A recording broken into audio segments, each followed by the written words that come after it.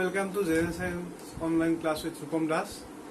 আজি আমি তোমালোকৰ সাধাৰণ বিজ্ঞানৰ প্ৰথম অধ্যায়ত ৰাসায়নিক বিক্ৰিয়া আৰু সমীকৰণ এই পাঠটিৰ বাকী ৰৈ যোৱা অংশখিনি আৰম্ভ কৰিম আৰু লগতে ইয়াৰ লগত জড়িত সম্ভাৱ্য প্ৰশ্নাৱলীসমূহৰ যোগান ধৰিম।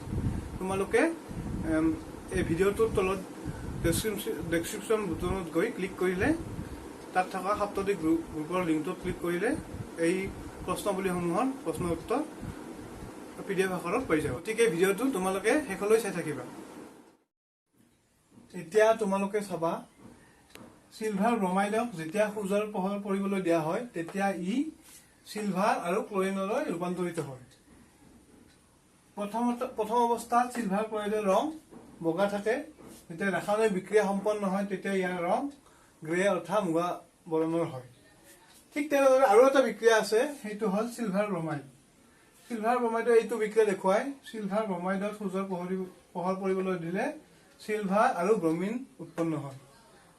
ঠিক আছে, কাৰ্যকলাপ 1.8 ইয়াতে সামৰিলো। যদি তোমালোকে কিবা বুজি পোৱা নাই তেতিয়াহ'লে মোক কমেণ্ট বক্সত সুধিবা, মই ইয়াৰ যথাৰ্থ উত্তৰ তোমালোকক দিবলৈ চেষ্টা কৰিম। ছাত্ৰ ছাত্ৰীসকল 1.8 কাৰ্যকলাপটো হ'ল, এতিয়া তোমালোকে চাবা ইয়াৰ নেক্সট এটা কাৰ্যকলাপ দিয়া আছে। সেই কাৰ্যকলাপটো হ'ল এটা পৰীক্ষানলীত 2 গ্ৰাম বেৰিয়াম হাইড্ৰক্সাইড লোৱা হ'ল আৰু তাত 1 গ্ৰাম এমনিয়াম ক্লৰাইড যোগ কৰি মিশ্ৰণটো এডাল কাঁচৰ দণ্ডৰে মিহলাই লোৱা হ'ল। এতিয়া হাতেৰে পৰীক্ষানলীটো তলিটো চুই চোৱা, কেনে অনুভৱ কৰিছা? এইটো এটা তাপবৰ্জী নে তাপগ্ৰাহী বিক্ৰিয়া?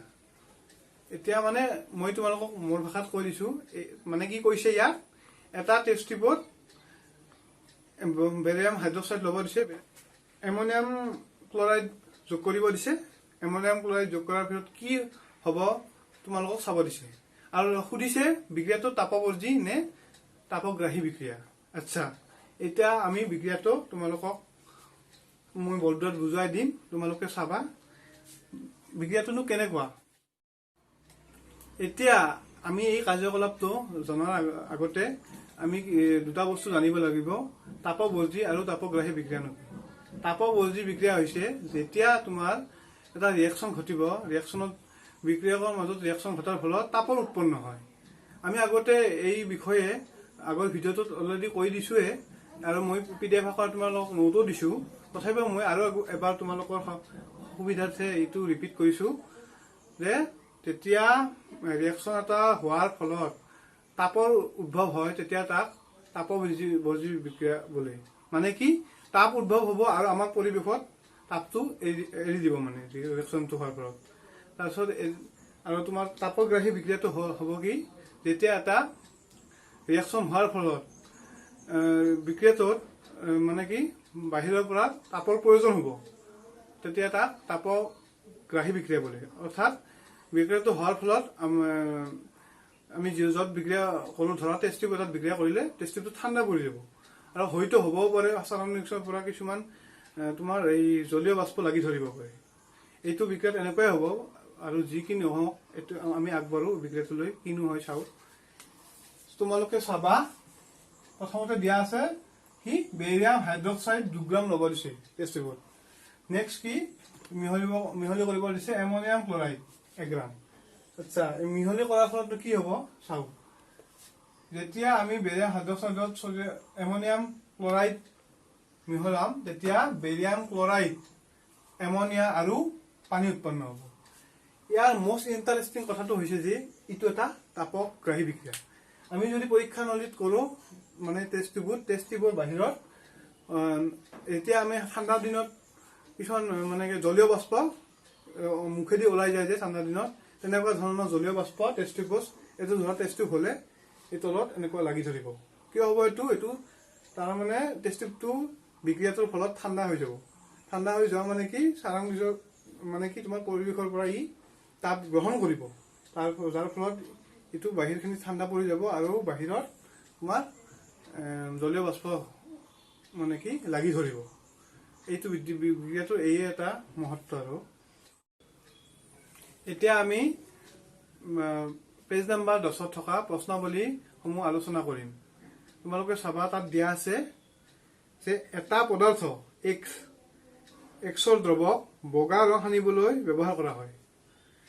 আৰু তাৰ নেক্সট প্ৰশ্ন আছে পদাৰ্থ এক্সৰ নাম আৰু সংকেত লিখা। তাৰমানে কোৱা হৈছে এটা পদাৰ্থ যদি এক্স হয়, যদি সেই এক্সটোক আমি বগা ৰং সানিবলৈ ব্যৱহাৰ কৰোঁ, তাৰ নাম আৰু তাৰ সংকেত দিব কৈছে।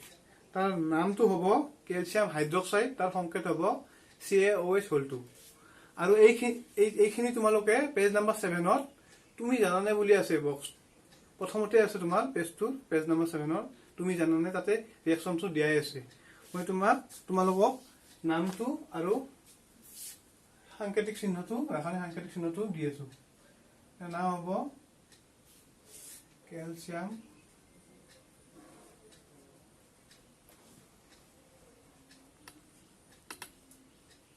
হাইড্ৰক্সাইড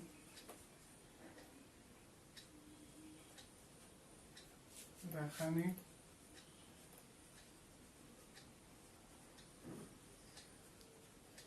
সংকেত CaOH2। এতিয়া নেক্সট দিয়া আছে পানীৰ সৈতে এক্সে কৰা বিক্ৰিয়াটো লিখা। তাৰ মানে পানীৰ সৈতে যদি কেলছিয়াম হাইড্ৰক্সাইডে বিক্ৰিয়া কৰে, বিক্ৰিয়াটো কি হ'ব? আচ্ছা, এই বিক্ৰিয়াটো মই কৰি দি আছো। 2 নম্বৰ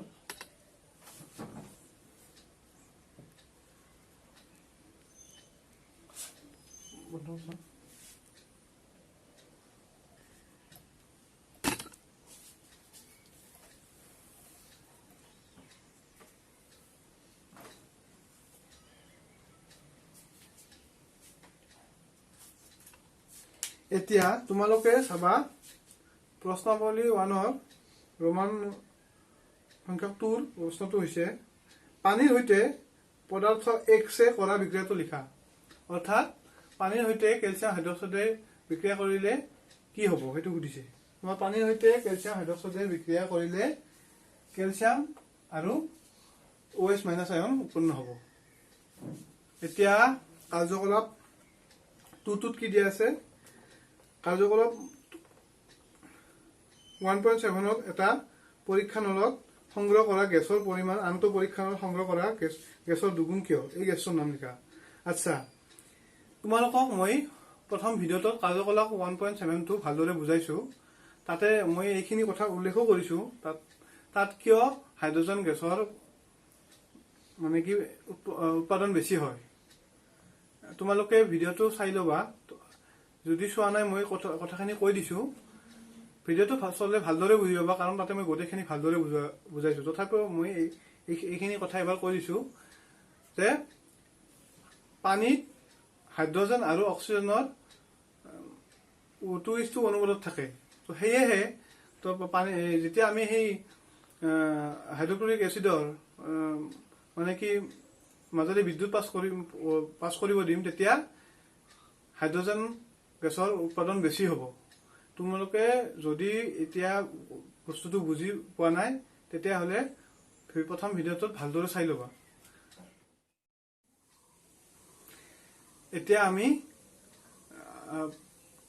অপহৰণ বিক্ৰিয়াৰ বিষয়ে আলোচনা কৰিম। এইটো এটা ৰাসায়নিক বিক্ৰিয়াৰ এটা প্ৰকাৰ।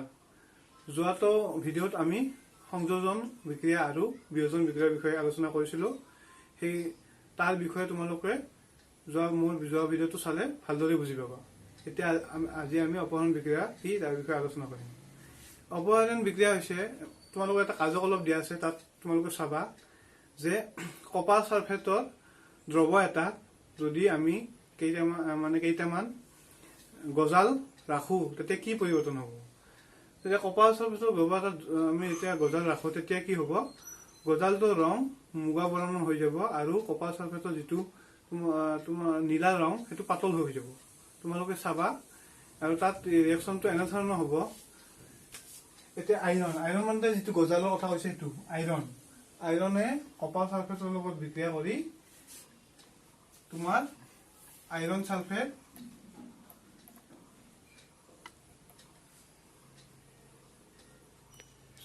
আৰু কপাৰ উৎপন্ন কৰিব।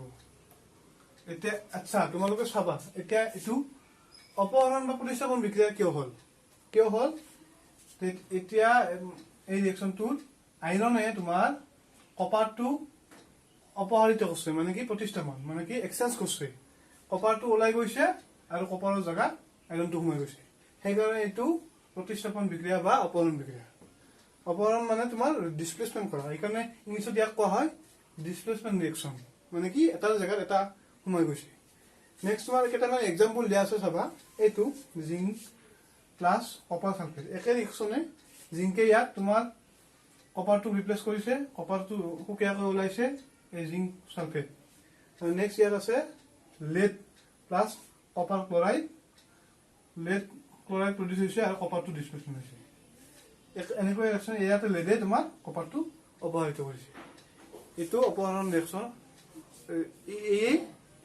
এইটোৱে অপহৰণ বিক্ৰিয়া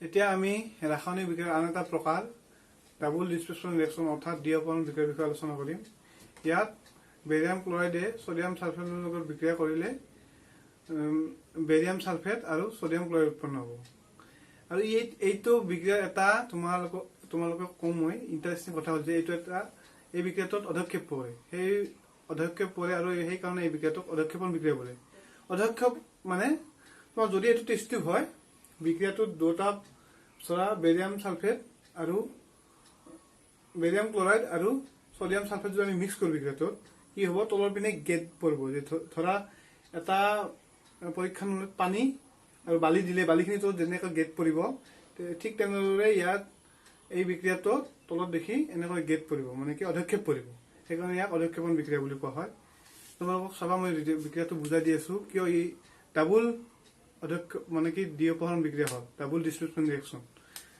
ইয়াত চাবা sodium sulphate plus barium chloride উৎপন্ন হ'ব barium sulphate plus sodium chloride ইয়াত কি ডাবল ডি অপহৰণ হোৱাৰ কাৰণটো হৈছে চাবা দুটা আয়ন এক্সচেঞ্জ হৈছে সোডিয়াম সালফেটৰ জায়গাত সোডিয়ামক ৰিপ্লেস কৰিছে বেৰিয়ামে এই যোৱা বেৰিয়ামে আৰু ইয়াক বেৰিয়ামক ৰিপ্লেস কৰিছে সোডিয়ামে সেইকাৰণে ডি অপহৰণ মানে কি দুটা আয়নৰ অপহৰণ হৈছে আৰু দুটা আয়নৰ অপহৰণ হোৱাৰ কাৰণে ইয়াক ডি অপহৰণ বিক্ৰিয়া বুলি কোৱা হয় আচ্ছা এই ৰিয়েকশ্যনটো তোমালোকক মই বুজালো যদি তোমালোকে বুজি পোৱা নাই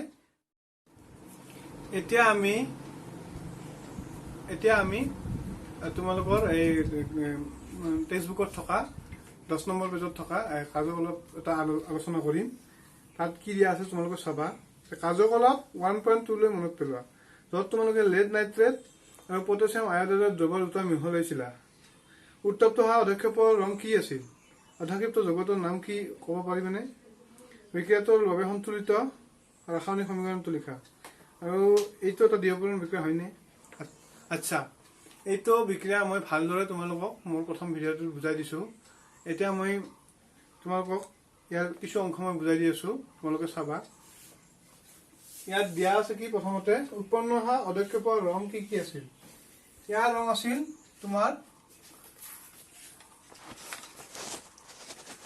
পটাছিয়াম নাইট্ৰেটৰ ৰং বগা আৰু lead আয়ডাইডৰ ৰং হালধীয়া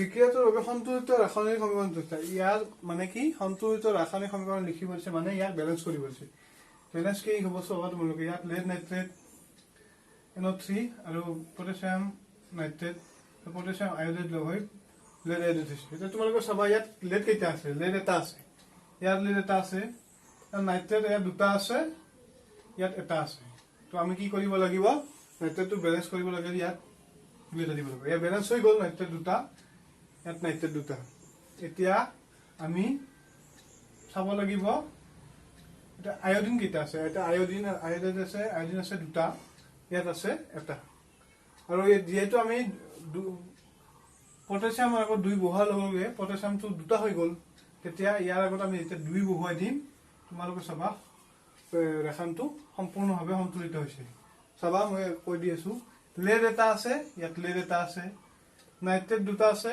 ইয়াত নাইট্ৰেট দুটা এই দুইটো বহিছে যাব পটাছিয়াম দুটা হল ইয়াততো দুটা আছে পটাছিয়াম, তাৰপিছত আয়ডাইড দুটা, ইয়াত আয়ডিন দুটা আছে, বেলেঞ্চ হৈ গ'ল। এতিয়া সুধিছে এইটো এটা দ্বিঅপহৰণ বিক্ৰিয়া হয়নে?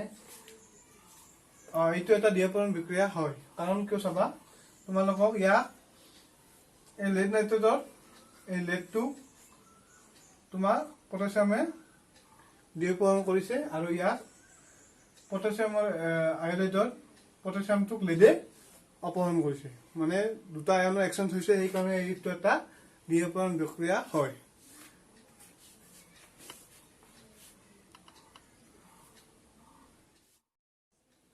ছাত্ৰ ছাত্ৰীসকল, এতিয়া আমি ৰাসায়নিক বিক্ৰিয়াৰ আন এটা প্ৰকাৰ জাৰণ আৰু বিজাৰণ ৰিয়েকশ্যন আমি বিষয়ে পঢ়িম। জাৰণ ৰিয়েকশ্যন কাক বোলে?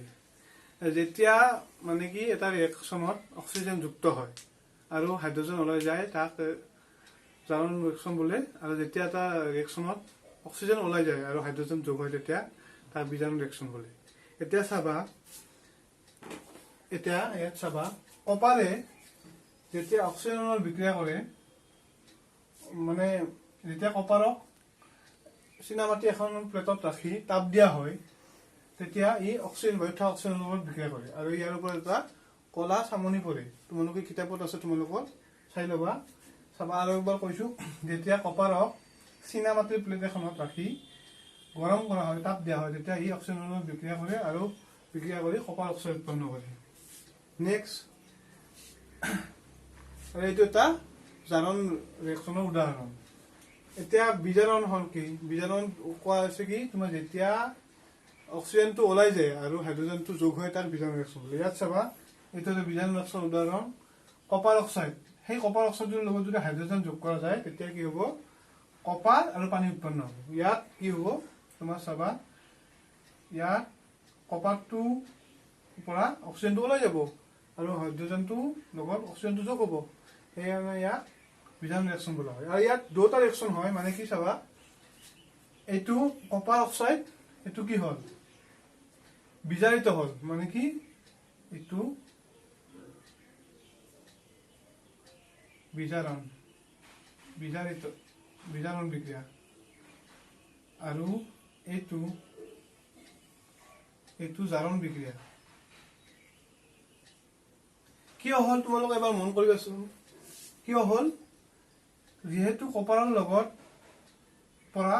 পৰা অক্সিজেনটো ওলাই গৈছে, সেইকাৰণে এইটো এটা বিজাৰণ ৰিয়েকশ্যন।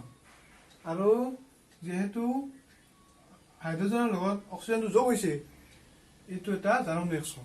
আৰু ইয়াক একেলগে জাৰণ বিজাৰণ ৰিয়েকশ্যন বুলিও কোৱা হয়, বা ৰেডক্স ৰিয়েকশ্যন বুলি কোৱা হয়। আমাৰ ৰেডক্স ৰিয়েকশ্যন কি? ৰেডক্স ৰিয়েকশ্যন বুলি ক'লে তোমালোকে মন কৰিবা, এই অক্সিডেশ্যন আৰু ৰিডাকশ্যন দুটা, মানে কি জাৰণ আৰু বিজাৰণ দুটা ৰিয়েকশ্যন জড়িত হৈ থাকে, তাক সেইকাৰণে ৰেডক্স ৰিয়েকশ্যন বোলে। ৰেডক্স কিয় হ'ল? এই অক্সিডেশ্যনৰ অক্স আৰু ৰিডাকশ্যনৰ ৰেড, ইয়াক সেইকাৰণে ৰেডক্স ৰিয়েকশ্যন বুলি কয়। আৰু এইটো তোমালোকৰ মনত ৰখাৰ কাৰণে এটা সুবিধা হ'ব, ইয়াক তোমালোকে ৰঙা সাৰ বুলিও মনত ৰাখিব পাৰা। অক্স মানে সাৰ গৰু আৰু ৰেড মানে ৰঙা সাৰ বুলি মনত ৰাখিলে পাহৰিলেও কেতিয়াবা তুমি ভিজুৱেলাইজেশ্যন কৰিব পাৰা, তেতিয়া তোমালোকৰ মনত আহি যাব ৰেডক্স ৰিয়েকশ্যন। নেক্সট, আৰু তোমাৰ দুটা উদাহৰণ আছে, মই বুজাই দিছো। Zinc oxide plus carbon, zinc carbon monoxide. এতিয়াও আগৰ নিচিনা প্ৰচেছ হ'ব। জিংকৰ লগত থকা অক্সিজেনটো ওলাই যাব, যাৰ ফলত এইটো জিংকটো বিজাৰিত হ'ব, বিজাৰণ। আৰু কাৰ্বনৰ লগত অক্সিজেনটো যোগ হ'ব, সেইকাৰণে এইটো জাৰণ।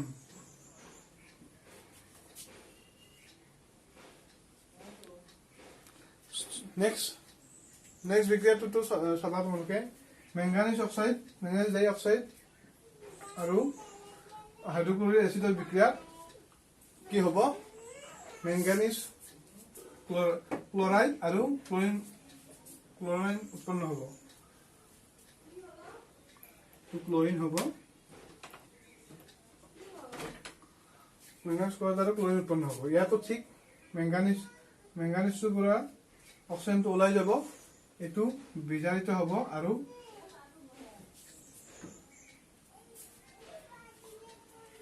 ইয়াৰ পৰা হাইড্ৰজেনটো ক্লৰিনৰ পৰা ওলাই যাব, সেইকাৰণে এইটো জাৰিত হ'ব। ঠিক আছে, মৰমৰ ছাত্ৰ ছাত্ৰীসকল, এতিয়া আমি ভিডিঅ'ৰ শেষলৈ উপনীত হৈছোঁ। এতিয়া মাত্ৰ দুটা টপিক আছে, সেই দুটা হ'ল ক্ষয়ভৱন, কলিশ্যন আৰু দুৰ্গন্ধিতা বা ৰেঞ্চিডিটি। আচ্ছা, কলিশ্যন বা ক্ষয়ভৱননো কি বস্তু? আমি তোমালোকে লক্ষ্য কৰিছা, লোৰ দা এখন বা লোৰ যিকোনো বস্তু এটা বাহিৰত থৈ দিলে তাত নামৰে চৰে। এইটো কিয় হয়? এইটো ক্ষয়ভৱনৰ কাৰণে হয়। ক্ষয়ভৱনটো কি বস্তু তোমালোকক মই কৈ দিছোঁ। যেতিয়া তুমি লোৰ বস্তু এটা অপেন এয়াৰত ৰাখি থৈ দিবা, তেতিয়া তাত থকা বিভিন্ন জলীয় বাষ্প বা অক্সিজেনে বিক্ৰিয়া কৰি মামৰ উৎপন্ন কৰে, যাৰ ফলত বস্তুটোৰ ক্ষয় হয়। এই ক্ষয়ভৱনটো ৰোধ কৰিব পৰা যায় কেনেকে? যেতিয়া আমি ইয়াক বিভিন্ন ৰঙৰ প্ৰলেপ দিয়া হয় বা বিভিন্ন কেমিকেল ইউজ কৰিও ইয়াক এইটো ৰোধ কৰিব পাৰি ক্ষয়ভৱনটো। এইখিনিয়ে। আৰু ৰেঞ্চিডিটি বা দুৰ্গন্ধিতা, তোমালোকে মন কৰিবা, এই বিভিন্ন খোৱা বস্তু আমি বহুদিন থৈ দিলে কি হয়, এটা টাইমত তাৰ দুৰ্গন্ধ ওলাই যায় আৰু বস্তুটো খাব নোৱাৰা হয়, মানে টেঙা হৈ যায়, এনেকুৱা হয়। এইটো কিয় হয়? এইটো তোমাৰ বস্তুখিনি জাৰিত হয়। জাৰিত মানে কি? বায়ুত থকা অক্সিজেন ইয়াৰ লগত ৰিয়েকশ্যন কৰি বস্তুটো দুৰ্গন্ধ উৎপন্ন কৰে। মেইন ইয়াৰ কাৰণটো সুধিলে তোমালোকে ক'বা খাদ্য বস্তু জাৰিত হয়, অক্সিজেনযুক্ত হৈ যোৱাৰ কাৰণে এনেকুৱা হয়। ইয়াৰ পৰা আমি হাত সাৰিবলৈ কিছুমান উপায় অৱলম্বন কৰা হয়। আচ্ছা, তোমালোকে দেখিছাই, ঘৰত বিস্কুটবোৰ আনিলে সাফৰ মাৰি থৈ দিয়া হয়। এনেকুৱা কৰিলে বস্তুবোৰ বহু দিনলৈ থাকে। যিকোনো বস্তু আমি যদি এটা বন্ধ পাত্ৰত ৰাখোঁ, য'ত সোনকালে বায়ুৰ সংস্পৰ্শলৈ নাহে বস্তুখিনি, তেতিয়া এই বস্তুটো বহুত দিনলৈ থাকি যায়।